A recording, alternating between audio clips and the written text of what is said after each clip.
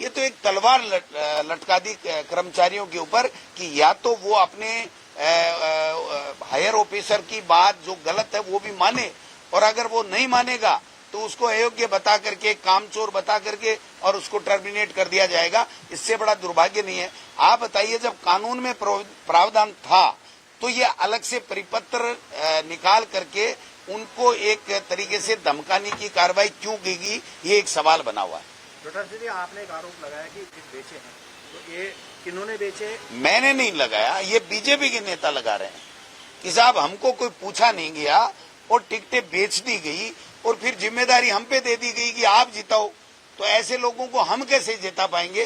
तो ये तो बीजेपी के लोगों का जो कहना है, मुझे क्या पता उन्होंने क्या किया होगा।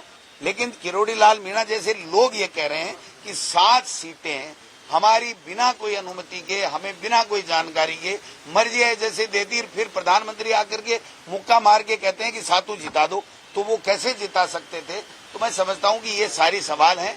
आज ये शुरुआत हुई है इस सरकार की सरकार की पर्ची पुनः बदलने की।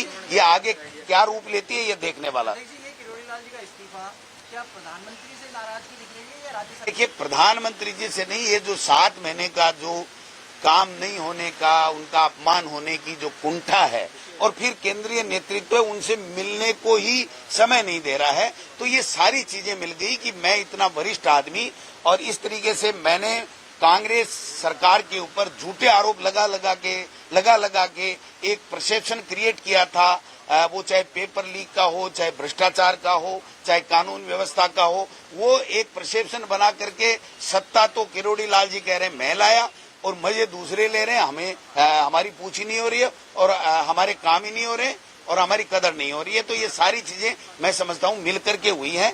बाकी तो किरोड़ी लाल मीणा जी बता सकते हैं, लेकिन एक बात मैं कहना चाहता हूँ, ये अगर इस्तीफा उन्होंने दे दिया जैसी खबरें आ रही हैं, तो वो बात के धनी व्यक्ति है और बात के धनी व्यक्ति का गोविंद डोटासरा और कांग्रेस पार्टी हमेशा कदर करती है।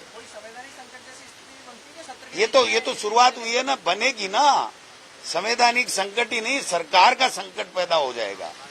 सरकार चलेगी नहीं चलेगी, कब पर्ची बदलेगी या क्या होगा, ये सारे सवाल आज से पूरी तरीके से पूरे प्रदेश और देश में चलने लग गए। दूसरे नेताओं को नैतिक दबाव बनाने का प्रयास था कि 7 सीटों में से हार गए तो नहीं, नैतिक जवाब तो लेना चाहिए था, जवाब नैतिक जिम्मेदारी तो लेनी चाहिए थी।